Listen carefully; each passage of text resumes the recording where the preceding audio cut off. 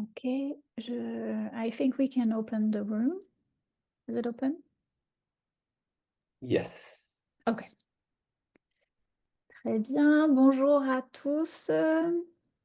Bienvenue à cette clinique sur l'évaluation des besoins.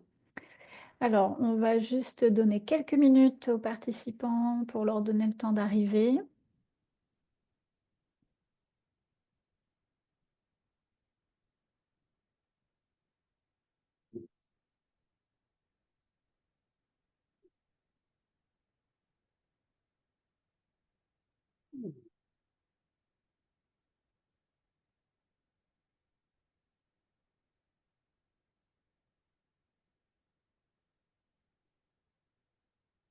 Voilà, bonjour aux personnes qui nous rejoignent. On va juste prendre quelques minutes pour laisser le temps à tout le monde d'arriver.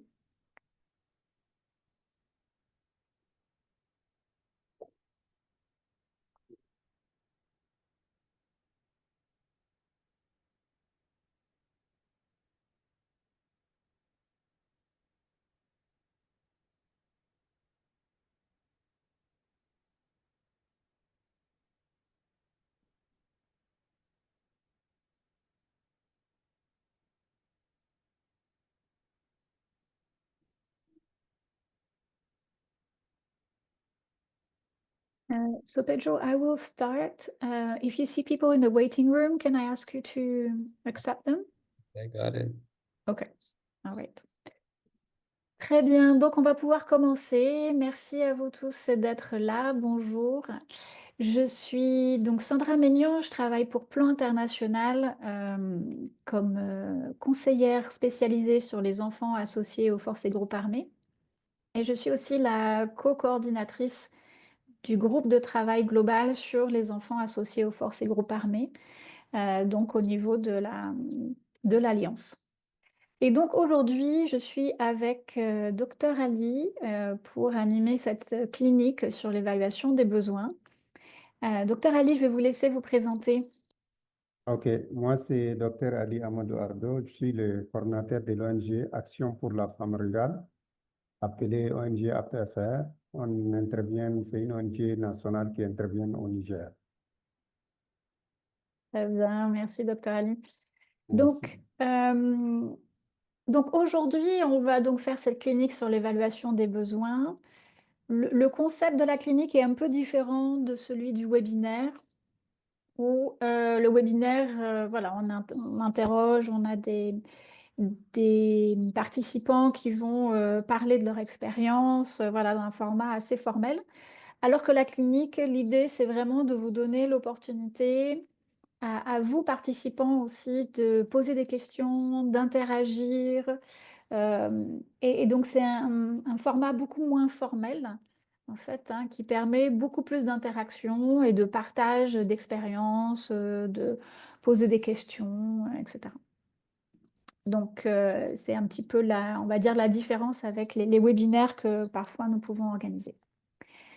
Donc, je vais commencer juste par quelques diapositives pour vous présenter la boîte à outils pour l'élaboration de programme. C'est un document que vous allez retrouver sur la page web du groupe de travail pour les EAFGA, hein. Et donc, dans ce document, l'idée, c'est de vous donner tous les outils pour développer des projets, développer des programmes pour les EAFGA. Et donc, vous avez différents modules. Donc, le module 1, par exemple, où là, vous allez retrouver des informations sur les formes de recrutement, les causes, les facteurs de risque, de protection. Il y a aussi tout le cadre juridique. Ça, c'est dans le module 1. Le module 2, c'est l'analyse du contexte. Donc, c'est celui qu'on va voir un peu plus en détail aujourd'hui. Le module 3, c'est la conception de programme. Donc, c'est vraiment le développement de projet avec un cadre logique sur des activités, des programmes de prévention du recrutement, de libération et d'identification des enfants et de leur réintégration. Dans ce module 3, vous retrouverez aussi tout ce qui est indicateurs, comment développer un cadre de performance et de mesure des indicateurs. Vous avez une liste d'indicateurs que vous pouvez utiliser. Dans la mise en œuvre, donc vous avez tout un tas d'informations sur le recrutement, sur la gestion des données, etc. Et puis l'apprentissage et l'évaluation. Donc aujourd'hui, on va se pencher un peu plus sur donc, le module 2, qui est analyse du contexte. Je vais peut-être là prendre le temps de faire la distinction entre l'analyse du contexte et l'évaluation des besoins. Donc l'analyse du contexte, c'est quelque chose de beaucoup plus large, où on va retrouver l'analyse par exemple, des dynamiques d'influence au niveau d'une communauté. On va avoir aussi une analyse selon le genre. On va avoir l'analyse des risques et l'analyse des besoins. Donc en fait, l'analyse des besoins ou l'évaluation des besoins, c'est comme une sous-partie de l'analyse du contexte. Donc aujourd'hui, on va parler plus en détail de l'évaluation des besoins. Et si on a le temps, je vous montrerai aussi les outils qui existent pour faire une analyse plus large du contexte.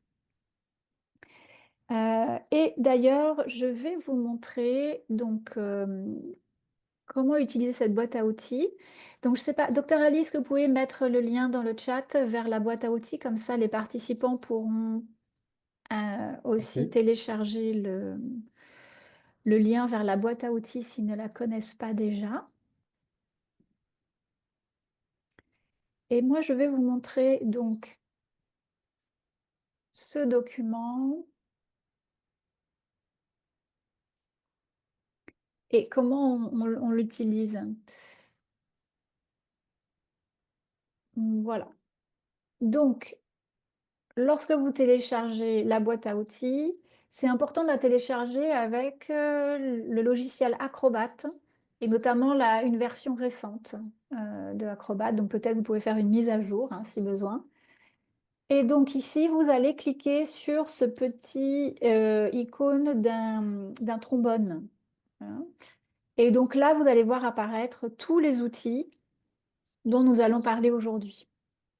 Et donc, par exemple, là, vous avez l'évaluation des besoins, groupe de discussion pour adultes, groupe de discussion pour les enfants, donc GD, c'est groupe de discussion. Vous avez aussi évaluation de besoins, entretien avec un informateur clé, ça c'est EIC pour adultes. Voilà, donc vous retrouvez ici tous les outils. Donc si vous cliquez dessus, voilà, OK. Et là, vous allez voir, alors, est-ce que vous le voyez? Peut-être pas. Alors, attendez, hop. Voilà, on va faire comme ça. Et là, vous allez voir apparaître donc l'outil avec une description. Vous allez voir aussi un exemple de script pour demander le consentement éclairé de la personne. Ici, vous avez donc les informations un peu globales, on va dire. Hein. Et puis après, vous avez les questions. Donc, c'est un document Word que vous pouvez modifier, vous pouvez l'adapter à votre contexte. Hein. Bien sûr, toutes les questions ne seront pas adaptées. Vous pouvez modifier voilà, la terminologie, etc. Donc voilà, c'était juste pour prendre le temps de vous montrer comment accéder aux outils dont nous allons parler aujourd'hui. Ils sont tous dans la boîte à outils. Donc la boîte à outils, vous pouvez la télécharger depuis le site du groupe de travail EAFK. Et là, vous aurez accès à tout. Alors, on va pouvoir revenir à la... Voilà, donc là, je vois que la boîte à outils. Je vous invite aussi, si vous le souhaitez, à vous présenter dans le chat, comme voilà, on pourra avoir l'impression de se connaître un peu plus avec vos présentations. Et donc, nous allons maintenant poursuivre avec quelques questions. J'aimerais savoir si parmi vous, les personnes qui sont là aujourd'hui, vous avez déjà réalisé une analyse contextuelle ou bien si vous avez déjà fait une évaluation des besoins sur le recrutement des enfants et si vous avez déjà utilisé les outils de la boîte à outils. Peut-être certains d'entre vous les connaissent déjà. Alors, n'hésitez pas à ouvrir votre micro. Justement, c'est le principe des cliniques, hein. Vous pouvez ouvrir votre micro, intervenir.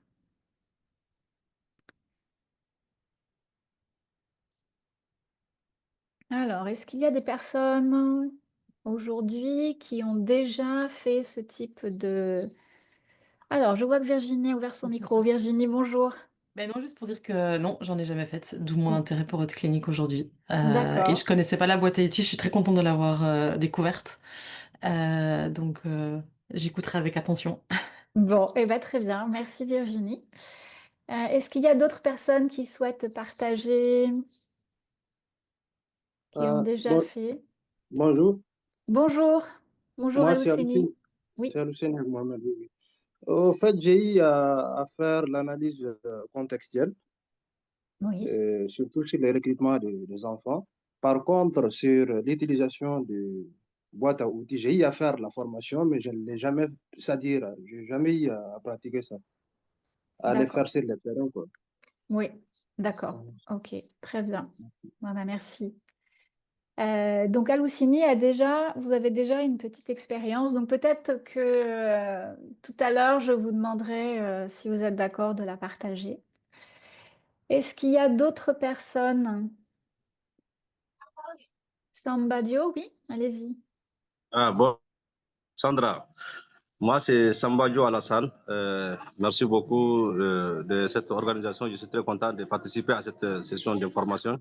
Bon, effectivement, c'est les outils quand même. J'ai l'habitude de prendre les outils. J'ai l'habitude aussi de prendre des cours en ligne sur les enfants associés au groupe armé. Mais je n'ai jamais utilisé ça sur le terrain, quoi. C'est faire le travail sur le terrain directement. C'est juste prendre les cours en ligne et utiliser les outils, mais pas pratiquer en D'accord. tant que tel. Ok, Merci. très bien. Merci. Merci à vous, Sambadio. Alors, quelqu'un d'autre souhaite prendre la parole?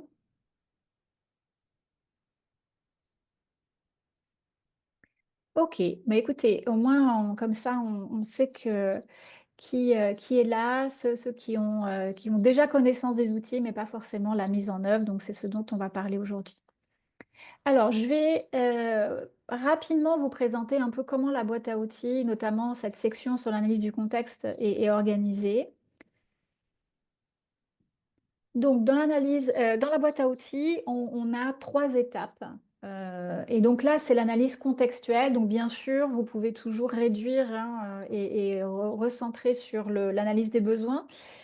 Mais on va dire que les étapes sont quand même assez similaires. Donc, il y a d'abord une étape de planification, ensuite l'étape de préparation, et puis la mise en œuvre.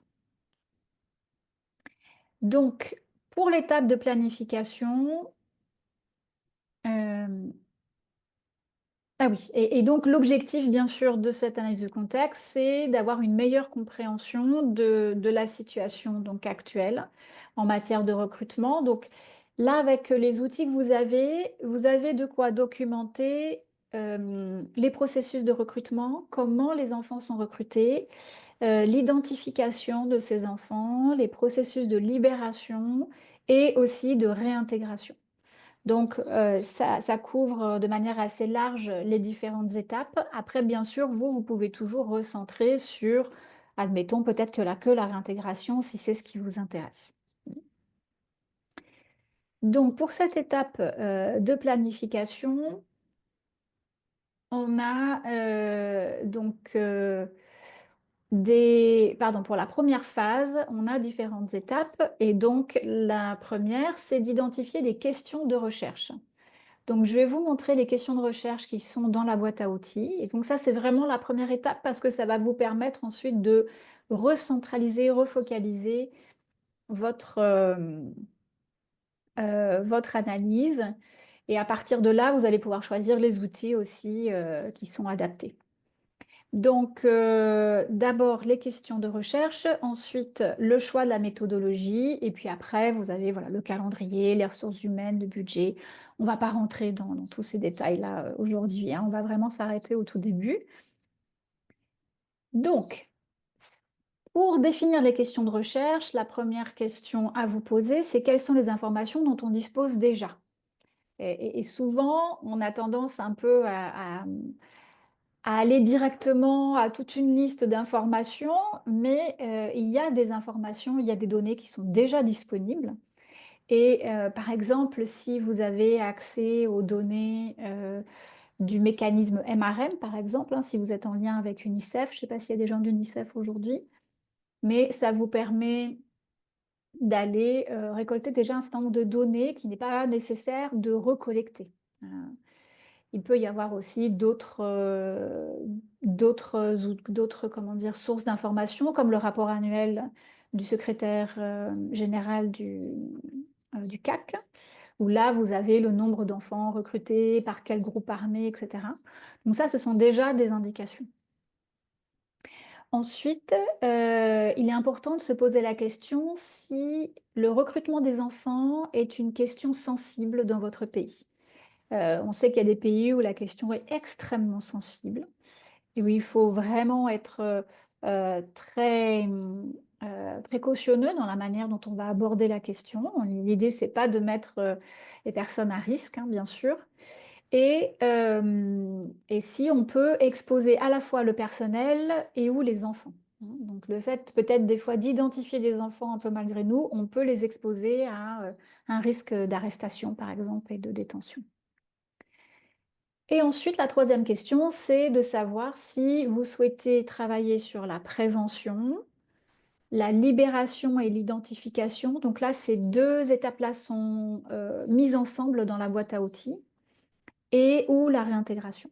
Et comme ça, après, vous allez pouvoir sélectionner vos questions de recherche. Donc, je vais vous montrer dans la boîte à outils les questions de recherche.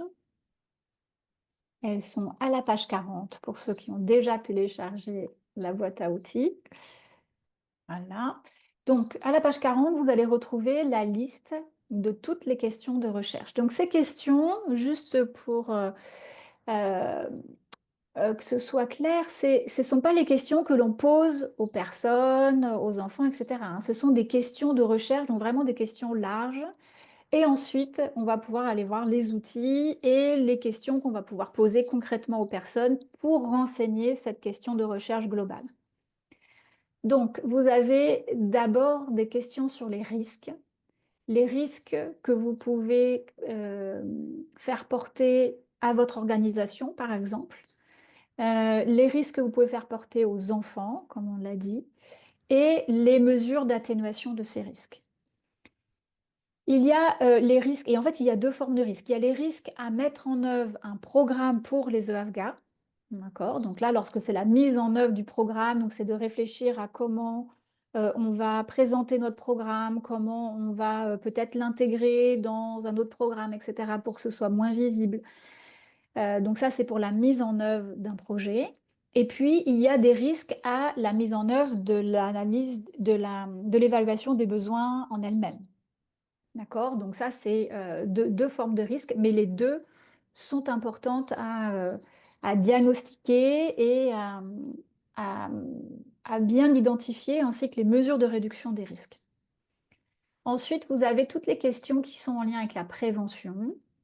Donc, alors la question 4 sur les groupes armés qui recrutent, ça c'est une question que finalement on utilise assez peu parce que elle peut être assez sensible. Et finalement, on n'a pas vraiment besoin de savoir qui en détail. On est plutôt intéressé sur les processus de recrutement, qui est impliqué dans ce processus, est-ce qu'il y a des intermédiaires, est-ce qu'il y a des pressions, etc. Quels sont les facteurs de risque et de protection? Ça, ce sont des questions très importantes pour ensuite pouvoir définir votre projet de prévention. Et puis de savoir s'il y a déjà des pratiques existantes sur lesquelles on peut s'appuyer, peut-être des stratégies de protection que les parents ont déjà mis en œuvre au sein des communautés. Ensuite, on a les questions de libération, identification. Donc là, on s'intéresse aux responsabilités que les enfants ont dans ces groupes armés.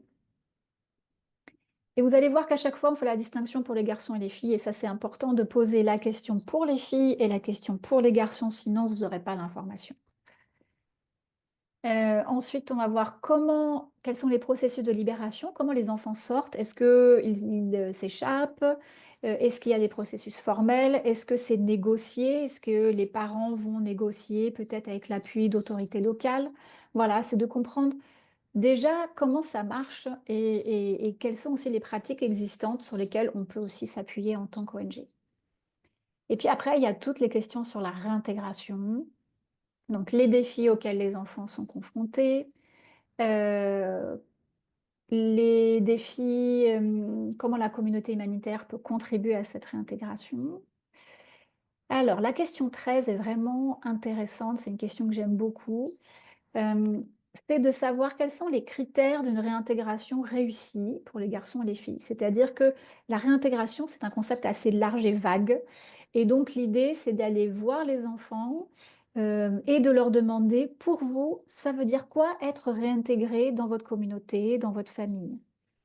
Et vous allez voir que les réponses, elles varient déjà d'un pays à l'autre et aussi entre les garçons et les filles.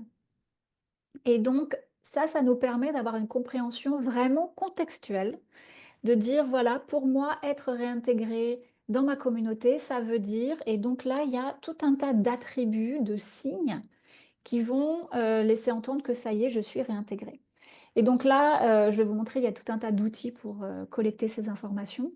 Mais comme ça, on peut avoir un nombre de critères qui ensuite vont vous être utiles pour mesurer la réintégration des enfants de leur point de vue. Donc là, c'est vraiment une approche participative en impliquant les enfants. Et puis, ça vous permet aussi d'orienter vos programmes de réintégration. C'est-à-dire que pour eux, c'est important, par exemple, d'être invités aux fêtes communautaires. Ça, c'est le signe qu'ils sont bien réintégrés.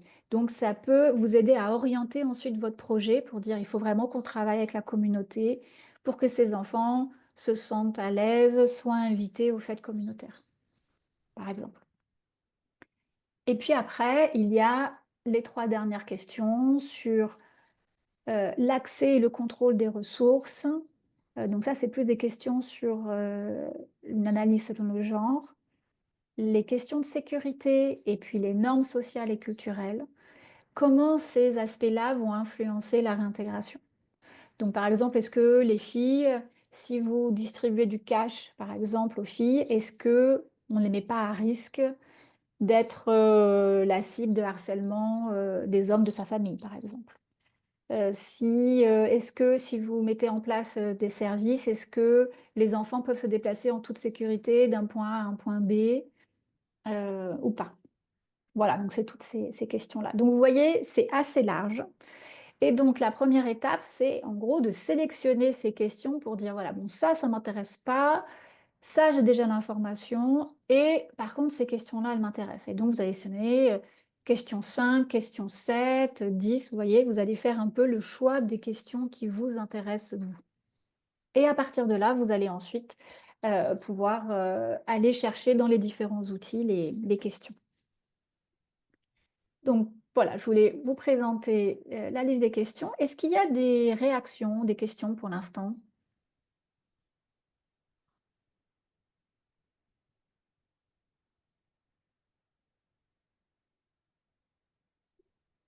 Alors bonjour. Bonjour Virginie. Très contente d'entendre qu'il y a une attention qui est donnée à la différenciation que ce soit des risques, des besoins, des garçons et des filles séparés, parce que j'avoue que c'est une question sur laquelle moi je travaille beaucoup et que j'ai l'impression qu'il est de manière générale dans tous les domaines pas assez pris en compte. Je sais à quel point pour avoir travaillé à l'est de la RDC, c'est une question qui est particulièrement importante sur les Afghans.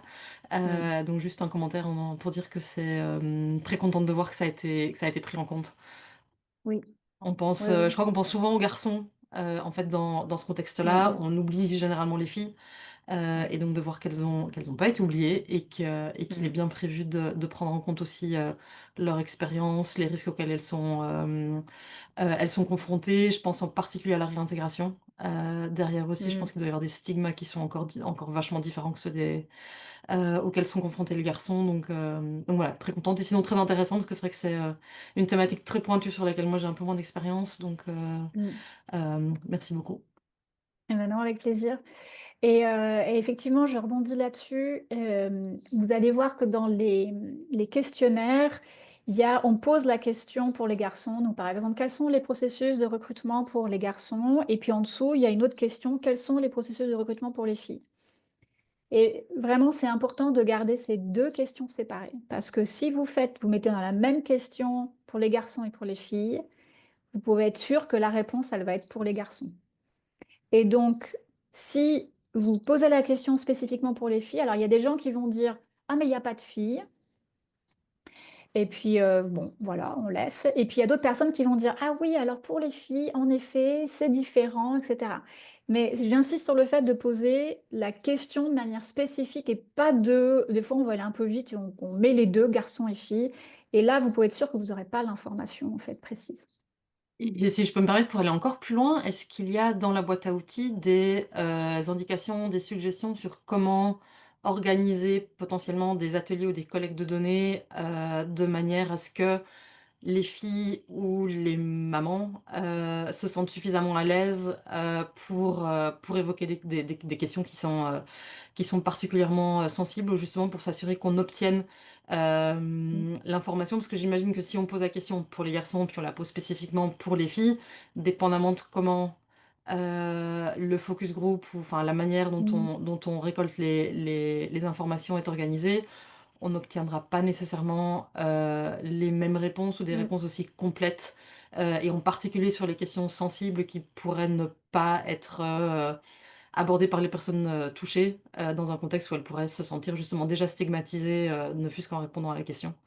Mm, mm. C'est vrai. Donc là, dans les groupes de discussion, clairement, de séparer les hommes et les femmes, hein, ça c'est bon, c'est un principe de base, hein, mais là, ça nous permet quand même d'avoir des informations un peu plus précises.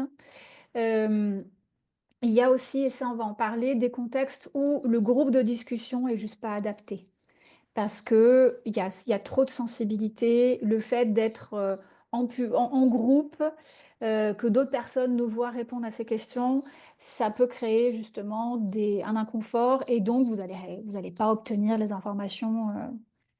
Donc c'est toujours bien. Moi, je sais que si c'est possible, j'aime bien mélanger, avoir un peu de groupe de discussion et un peu d'entretien individuel. Et il y a des fois où le groupe de discussion n'est juste pas recommandé du tout parce que c'est juste trop inconfortable. Et là, on privilégie uniquement les entretiens individuels. Mais on va en parler. Mais merci pour la question. Est-ce qu'il y a d'autres réactions? Oui, je voudrais un peu réagir par rapport à Oui. ça. En réalité, il faut faire la part des choses entre les contextes. Parce que quand tu prends le contexte du Sahel, c'est le groupe armé terroriste.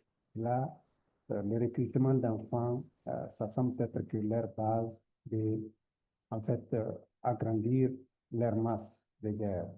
Et il faut faire la part des choses aussi par rapport au recrutement des enfants. Ce n'est pas uniquement les enfants qui portent des Kalachnikovs qui sont recrutés. Il y a beaucoup d'efforts de recrutement. Il y a ceux qui sont sur des jackpots, il y a ceux qui sont des informateurs clés qui sont dans les villages, qui informent s'il y a mouvement de militaires ou autre chose. Et il y a ceux qui font la cuisine, il y a ceux qui font les vaisselles. Donc, vraiment, il faut faire la part des choses que le recrutement n'est pas lié uniquement des gens qui partent sur les terrains de combat. Voilà, c'est ça que je voudrais ajouter, quoi. Merci. Oui, c'est un très bon point, Annie. Et d'ailleurs, vous verrez dans les outils de collecte de données, la première question, c'est, on sait que dans certains villages, il y a des enfants et donc là, vous ajoutez, qui sont utilisés pour envoyer des messages, pour faire la vaisselle. Et donc là, vous allez lister en fait le type d'activité que les enfants font et qui est vraiment adapté à votre contexte à vous. Est-ce que ça se passe aussi dans votre communauté? Donc ça, c'est la première question et il faut vraiment l'adapter, bien sûr, à votre contexte. Tout à fait.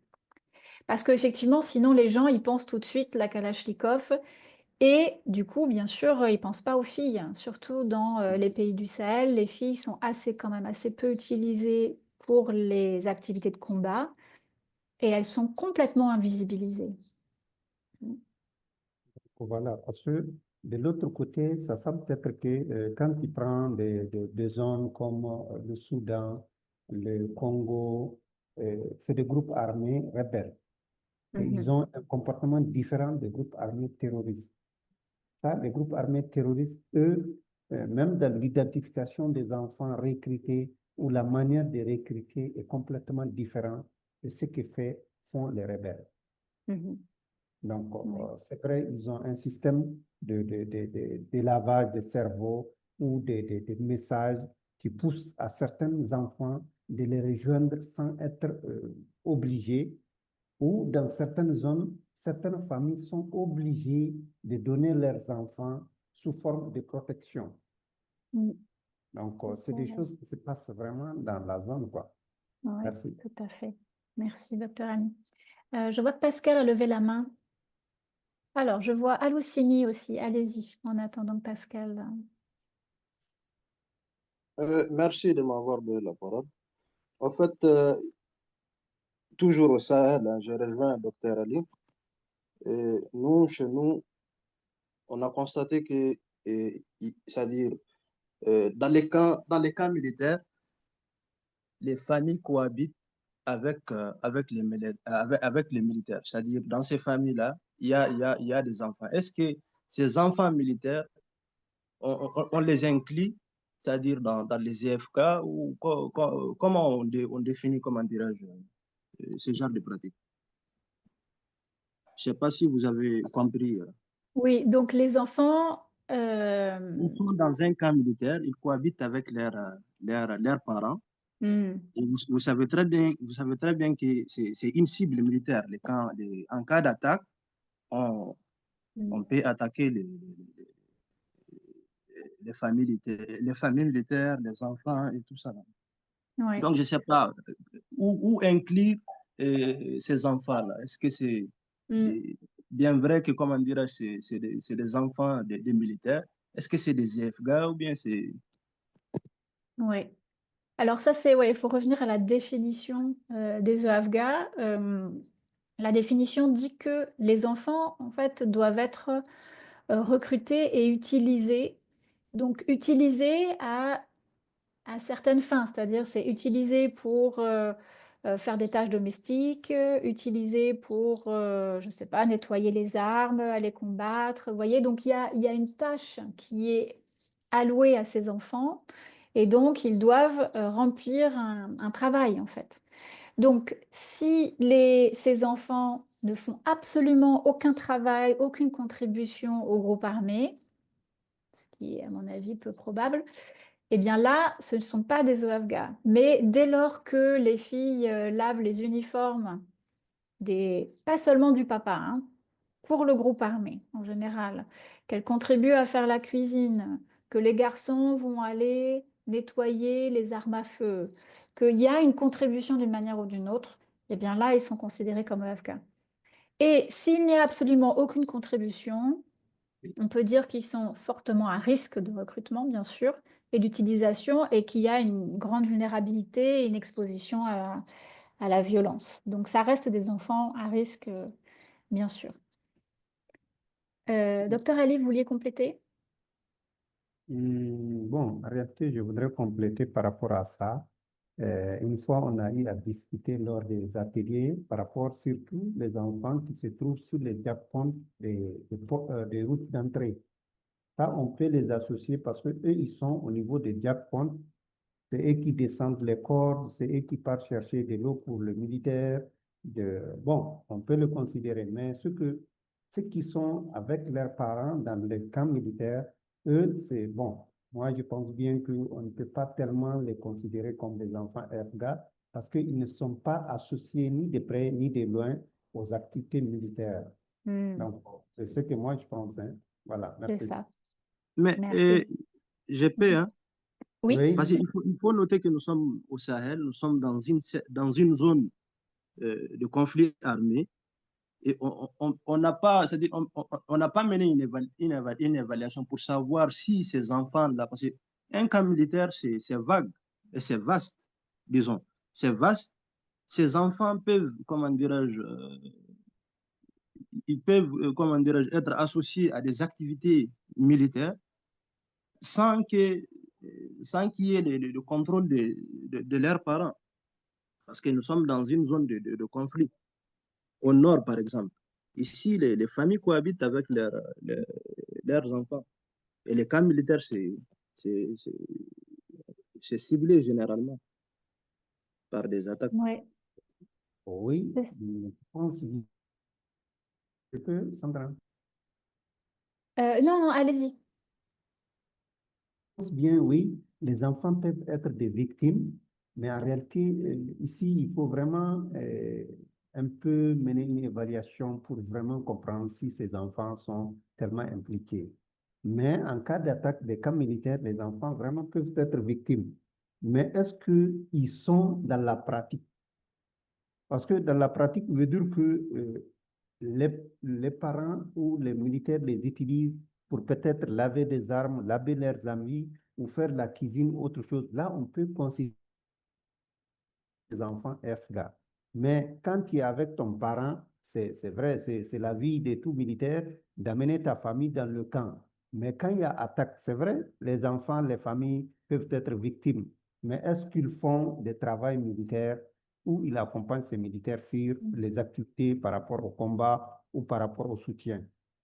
Là aussi, c'est une question parce que là, pour vraiment définir les choses, il faut mener une évaluation claire par rapport à ça. Merci. C'est ça. Merci. Très bien, on va avancer parce que c'est pas tout à fait le sujet d'aujourd'hui, hein. Aujourd'hui, on est plus sur l'évaluation des besoins. Donc là, c'est bien quand même de clarifier qu'est-ce qu'on entend par AVGA. Euh, donc merci Lucini pour cette question. Alors Pascal, Sandra, je peux parler? oui, Bonjour. bonjour. Bonjour, c'est bienvenu. Je suis à Goma, en RDC. Très bien, merci. D'accord. Je voulais juste intervenir par rapport ajouter un mot par rapport au collègue de Sahel qui a dit que euh, les systèmes de recrutement dépendent des contextes du pays. Parce que chez nous ici, pour dire que quelqu'un, un enfant est associé, il y a beaucoup de paramètres.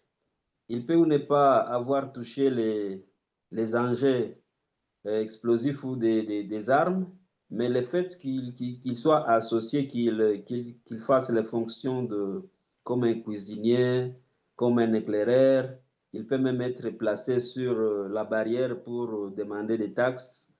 Il peut être envoyé dans les champs pour aller chercher la nourriture. Pour nous, le cadre opérationnel définit directement que c'est un enfant associé parce qu'il a eu des moments à travailler, à contribuer avec les militaires. Et aussi, la façon de recrutement d'Israël n'est pas la même façon de recrutement de la RDC, par exemple. Mhm. À l'époque, il y a eu des recrutements forcés, mais pour le moment, l'année antérieure, même l'année en 2021, depuis 2021, le nouveau gouvernement, il y a eu des recrutements, je dirais officiels, parce que le président lui-même avait déclaré qu'il faut que les jeunes se prennent en charge. Et quand on dit les jeunes se prennent en charge, il y a même des mineurs qui intègrent cet appel-là. Et puis, ça donne une autre tournure parce que pour le moment, avec les systèmes de Ouazalendou, chez nous ici, il y a des mineurs qui sont associés aux forces et groupes armés. Et puis, actuellement, à Goma, on est à l'Est, il n'y a pas le processus de sortie officielle, de séparation officielle des mineurs dans les groupes armés. C'est-à-dire que les enfants continuent à rester à l'intérieur ou aux environs de la ville de Goma, avec des risques qu'il y ait des représailles parce qu'ils craignent qu'ils peuvent être identifiés par le gouvernement de facto. Et puis, dès qu'ils sont identifiés, effectivement, il n'y a pas de processus normal pour qu'ils soient sortis. Directement, ils peuvent être soit arrêtés, et puis ça donne des problèmes. Et pour les filles, c'est de la même chose. Il y a des fonctions que les filles occupent dans les groupes armés. Par exemple, les filles, on ne les envoie pas souvent à la barrière pour aller demander des taxes, mais ils sont utilisés comme les femmes des militaires. Par exemple, Mhm. des C'est cuisinières. ça. Mhm. Alors, c'est C'est ça. ça. Oui. Et aussi dans la manière, parce que vous avez parlé aussi dans la réintégration des filles et par rapport à la réintégration des garçons, ce n'est pas la même chose. Ici, chez nous, il y a des filières prédéfinies pour les activités des filles, par exemple. Et puis, il y a aussi des filières prédéfinies pour les garçons. Alors, pour le moment, nous devons chercher des solutions innovatrices pour que les filles et les garçons peuvent faire la même chose, ils peuvent être intégrés au même moment. D'accord, très bien. Merci beaucoup. Il y a une stigmatisation au niveau des filles, il y a aussi des stigmatisations parce que ils sont rejetés par la communauté. Le fait d'être associés aux groupes armés, ils sont déjà stigmatisés par la communauté. Il faut aussi des actions d'acceptation communautaire qui peuvent les faire pour qu'ils soient aussi. C'est ça. Oui, tout à fait. En fait, Merci c'est ça. beaucoup, bienvenue. Merci pour vos contributions. Alors, ensuite, il y a Annick et puis après, on va continuer. Annick. Ok, bonjour tout le monde. Bonjour Sandra, ravie de te voir à nouveau. Oui, je me souviens bien. Bonjour Annick. Ok, je voulais apporter ma contribution sur la discussion soulevée par Al-Husseini. On a eu cette discussion-là lors d'une formation, mais compte tenu qu'on n'a plus assez de temps, je ne vais pas revenir là-dessus. Juste préciser que pour définir qui est Afghan, il faut partir de la définition et vraiment poser des questions pointilleuses, être observateur sur le terrain pour vraiment pouvoir déterminer effectivement si l'enfant est afghan ou pas. Maintenant, ma contribution serait plutôt de préciser qu'il ne faudrait pas perdre de vue que la question des Afghans étant très sensible et pour éviter les risques d'exposition ou de stigmatisation, il faudrait toujours ne pas seulement cibler les Afghans, mais ouvrir, comment vous appelez ça, les questions en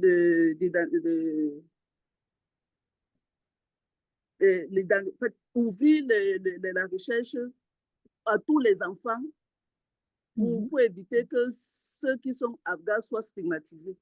C'est ce que je voulais apporter comme précision. Merci. Merci beaucoup, Annick. Oui. Alors, justement, c'est une belle transition vers la suite. Je vais repartager mon écran. Voilà. Donc, une fois que vous avez sélectionné vos questions de recherche, vous allez ensuite voir le champ d'application, hein, donc la zone géographique que vous allez cibler pour l'évaluation des besoins. Est-ce que c'est un endroit, plusieurs endroits? Vous allez aussi déterminer la portée démographique. Est-ce que vous allez vous concentrer sur, par exemple, des populations de déplacés, des populations de réfugiés, des communautés hautes? Est-ce qu'il y a des groupes ethniques aussi ou des nationalités que vous savez être plus ciblés par les questions du recrutement? Donc ça, c'est des discussions à avoir hein, pour ensuite déterminer la portée de l'évaluation des besoins. Alors maintenant, je voulais aussi avoir un peu votre avis sur les obstacles qu'il y a à la mise en place d'une évaluation des besoins concernant les EAFGA. On a déjà parlé un petit peu, hein, c'est des questions assez sensibles. Donc à votre avis, quels sont les risques? Est-ce qu'il y a des obstacles particuliers que vous avez identifiés? Et du coup, la question suivante, c'est quelles sont les stratégies que vous avez mises en place pour réduire les risques? Donc, en attendant que vous réfléchissiez, je voulais inviter Dr Ali à partager son expérience du Niger sur cette question. Alors, Dr Ali, j'ai coupé votre micro parce qu'il y avait un peu de bruit. Voilà, il faut le réouvrir. En bas à gauche hein, de votre écran, vous devez voir le micro.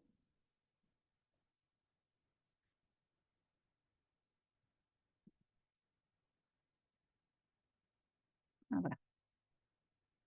C'est bon maintenant? C'est bon maintenant, on vous entend. Ok. Donc, merci Sandra de m'avoir donné l'occasion. En réalité, par rapport surtout les obstacles, parce que comme on a dit dès le début de cette webinaire que les enfants FGA, c'est une question très sensible, vraiment, surtout dans le Sahel où vraiment les enfants FGA, la majorité sont utilisés par les groupes armés. Le fait de les identifier aussi, vous mettez en risque en tant que tel, en tant que humanitaire ou en tant qu'agent.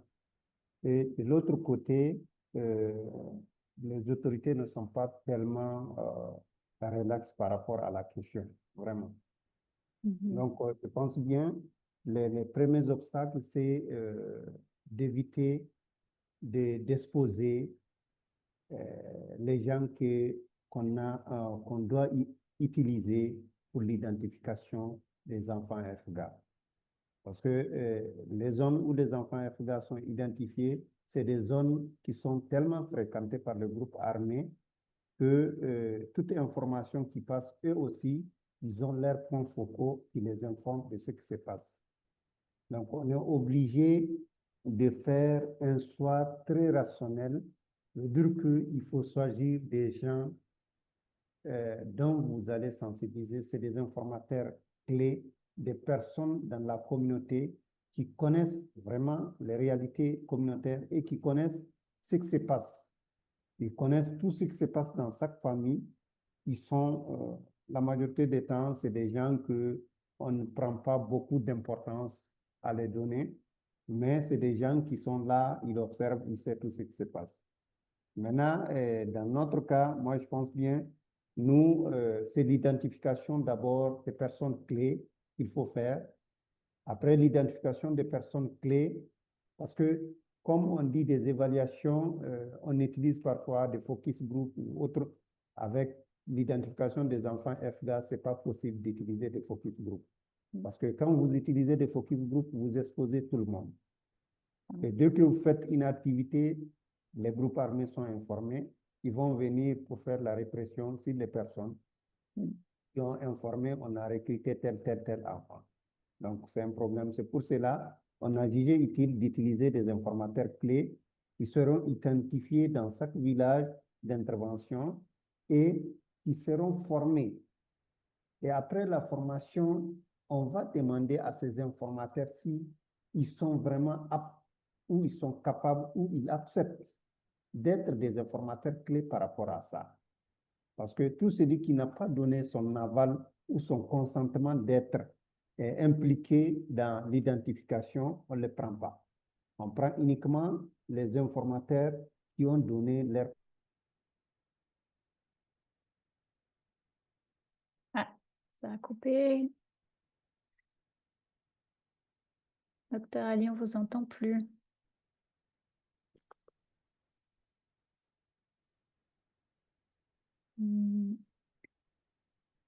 Très bien. Donc, je crois qu'en effet, hein, le point de Dr. Ali, c'était bien de dire que les groupes de discussion, c'est vraiment très délicat et donc il est plutôt envisagé de se focaliser sur les entretiens avec des informateurs clés qui, eux, vont pouvoir vous donner l'information. Ah oui, ça a été coupé.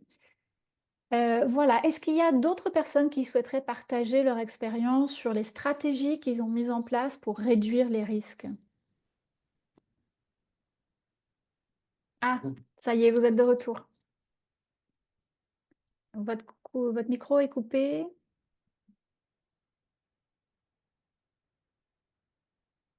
Voilà, C'est bon?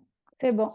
Vous pouvez On poursuivre. m'a perdu à quel niveau? C'est ça la question. Où vous expliquiez que les personnes qui étaient les informateurs clés étaient bien informés de ce à quoi ils s'engageaient pour Oui, donner des informations. oui. Donc, c'est de ça que je parle. Il y a l'étape de l'identification des informateurs clés dans les villages. Après l'identification, il faut sensibiliser les informateurs clés par rapport à l'activité qu'il est lié de mener. C'est l'identification des enfants FGA.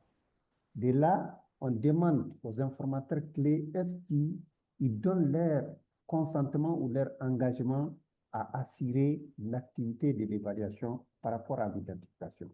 Donc, ceux qui seront OK, qui vont nous dire OK, on les met sur notre liste d'informateurs clés. C'est eux qui sont utilisés pour vraiment identifier les enfants FGA. Voilà ce que je voudrais ajouter parce que c'est un sujet très sensible au Sahel. Merci beaucoup. Merci beaucoup, Dr. Ali. Est-ce qu'il y a d'autres personnes qui souhaitent intervenir et partager les stratégies qu'ils ont mises en place?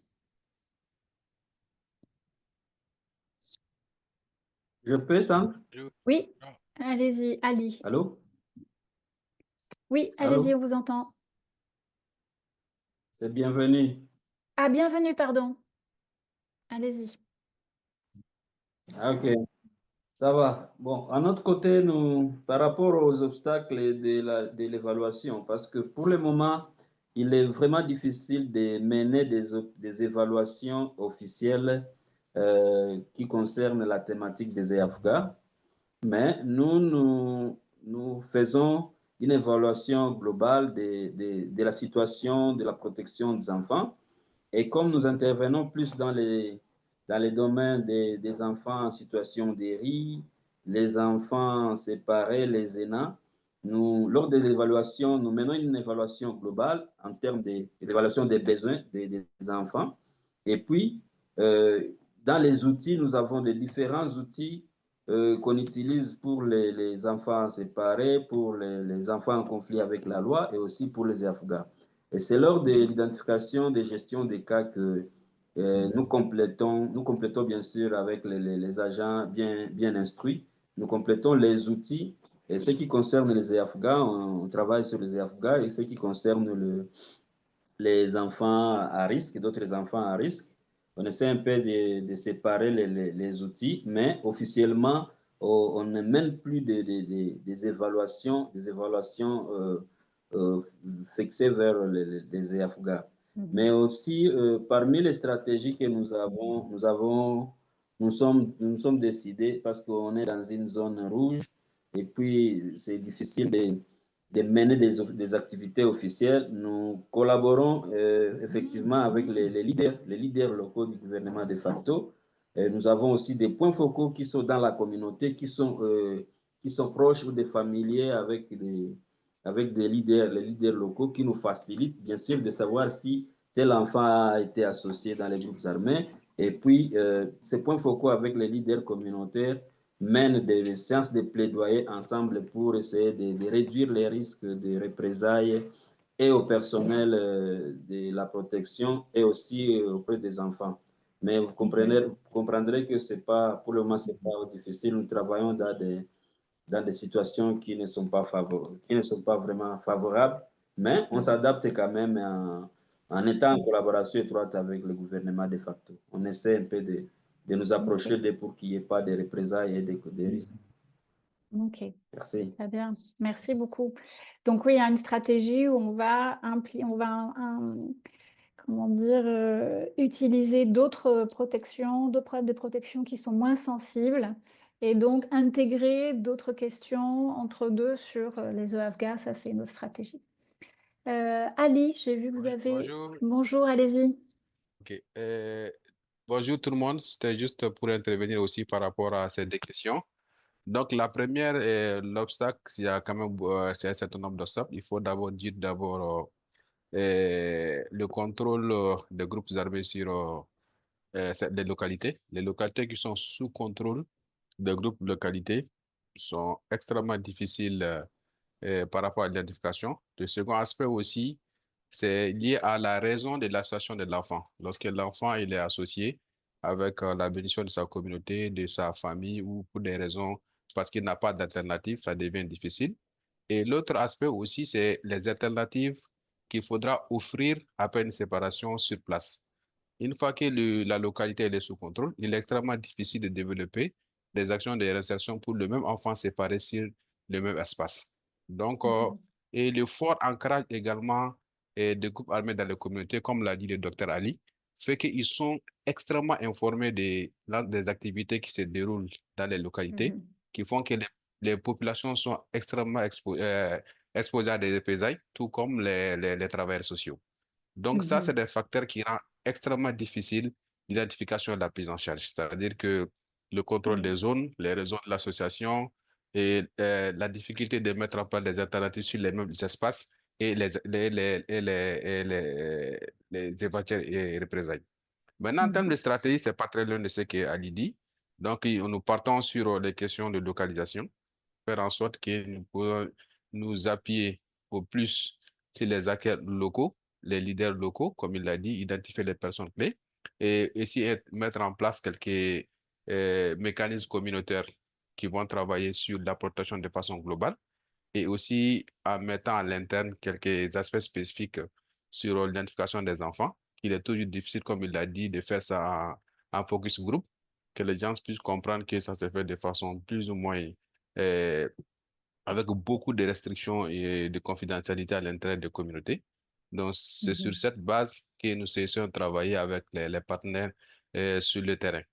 Et aussi, là aussi, et cette question où ces groupes armés aussi, même le contact, le travail de tout ça, comme il l'a dit, c'est peut être exposé, être vu comme étant une collaboration ou une allégeance. Donc, on est souvent entre guillemets entre le moteur et l'inclus. C'est un travail extrêmement sensible et compliqué au niveau du Sahel. Donc, ça reste le travail vraiment axé sur la localisation, les acteurs locaux, les informateurs clés, les leaders, les transporteurs. Et aussi, maintenant, même si on arrivait à identifier, comme je l'avais dit, l'un des obstacles, c'est maintenant comment faire une prise en charge. Et cette prise en charge devient extrêmement difficile sur les mêmes espaces qui est contrôlé par les groupes armés. Donc, il faudra voir dans les réseaux de familles larges comment est-ce que l'enfant peut être confié à la famille plus large dans une zone plus ou moins sécurisée et que l'enfant puisse bénéficier d'un accompagnement adapté à sa situation de façon globale. Donc, voilà, c'est D'accord. quelques éléments Ok. que je voulais apporter pour contribuer. Très bien, merci beaucoup. Merci. Alors, donc là, on a beaucoup de différentes options, hein. Là, c'est une diapositive qui résume un petit peu déjà ce que vous avez dit, hein. Donc, c'est la priorité aux entretiens avec des informateurs clés plutôt qu'aux discussions de groupe. Ça peut être aussi des informateurs clés qui sont issus d'ONG, par exemple. Si vraiment c'est extrêmement sensible, il y a des associations communautaires, des petites organisations qui sont là, qui connaissent bien et qui, on va dire, vous êtes sûr qu'ils sont de votre côté, entre guillemets. Donc, il n'y a pas de risque. Et donc, ça peut être de bons informateurs clés. On peut aussi mener ces entretiens à distance. Donc ça, c'est pour des zones très reculées qui sont difficiles d'accès ou très insécurisées. Ces entretiens peuvent être faits par téléphone. Ça peut être aussi d'utiliser des points d'entrée de confiance. Donc par exemple, il peut y avoir des leaders religieux qui sont très engagés, qui soutiennent aussi la prévention, par exemple, et la libération des enfants, et donc qui vont vous aider à avoir accès à comme ça des personnes de confiance qui seront prêtes à partager, par exemple, leur expérience. Et puis, il y a aussi l'utilisation de ce que j'appelle des proxys, c'est-à-dire que parfois, le fait de parler ouvertement, de dire ah, des enfants recrutés par les groupes armés, c'est très sensible. Mais on peut utiliser un proxy, c'est-à-dire comme un intermédiaire, quelque chose qui fera qu'on sait de quoi on parle, mais sans vraiment le nommer. Donc, par exemple, on peut dire les enfants qui portent les tenues militaires. Voilà, donc là, on sait de quoi on parle. Les enfants, je sais qu'au Mali, il y a des enfants qui ont des talkie-walkie, par exemple, que l'on voit au bord de la route et on sait que ce sont des enfants. Donc, on peut dire, ah, les enfants qui ont des talkie-walkie. Donc ça, c'est une manière un peu plus indirecte, on va dire, de parler de la question. Mais tout le monde sait de quoi on parle et c'est moins frontal. Donc, c'est aussi une autre stratégie. Voilà, donc on est arrivé à la fin de cette heure de cette clinique. Le temps passe vraiment vite. Et donc, je vous invite à vraiment regarder la boîte à outils. Vous allez voir, il y a tout un tas d'outils là que je vous montre rapidement. Donc, vous avez des outils pour l'évaluation des risques, l'évaluation des besoins, on en a parlé. Vous avez aussi des outils pour consulter les enfants à travers des ateliers. Donc, vous allez trouver tout ça. L'analyse de genre et l'analyse des parties prenantes. Donc ça, c'est pour comprendre les dynamiques d'influence au sein d'une communauté. Voilà, et puis je vous invite aussi à continuer la discussion sur la communauté de pratique. Donc vous allez voir le lien dans le chat, où là, on va pouvoir continuer à poser des questions, échanger entre vous sur ces questions de l'évaluation des besoins. Voilà, je vous remercie à tous de votre participation active. Aujourd'hui, on avait un groupe très actif, donc merci, ça rend vraiment ces sessions intéressantes, participatives. Et puis merci à Dr Ali aussi d'avoir partagé son expérience du Niger. J'espère que vous avez pu apprendre voilà, quelques informations intéressantes aujourd'hui. Donc merci à vous, je vous souhaite une bonne fin de journée et puis au plaisir de continuer à Merci échanger. beaucoup. Merci beaucoup. Voilà, merci Dr Ali. Merci.